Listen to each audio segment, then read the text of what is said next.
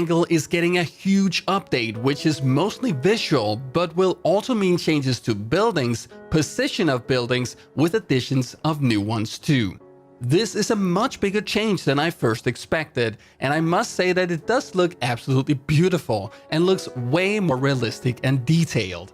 This will change how you play the map though. First, it will be harder to spot enemies as the level of detail is increased. There will simply be much more going on in your field of view compared to how it is today. This will make it easier to play passively and will make aggressive players less powerful. It's quite simple actually. The easier it is to spot people, the better for the aggressive players who can hit their shots, since it's easier for them to see the enemies. And the harder it is to spot people, the better for the passive and perhaps less skilled players, as it will be easier to set up an ambush. Just look at this example from Pubg.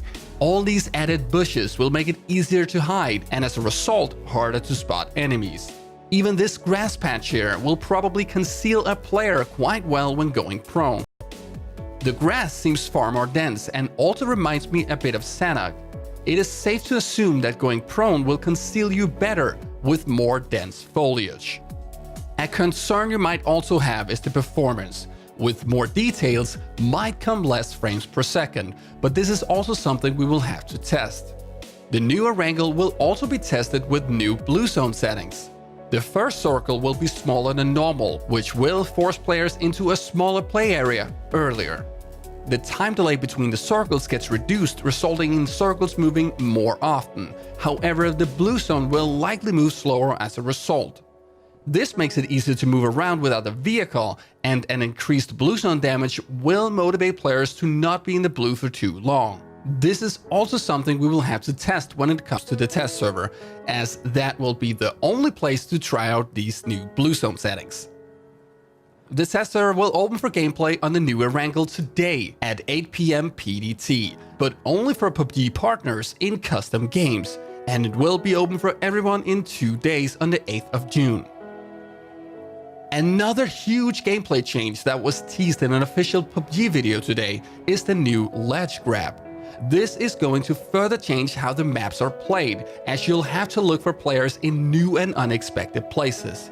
It looks like great fun to use, however this will change the amount of effective camber spots and you will get shot from angles you've never seen before.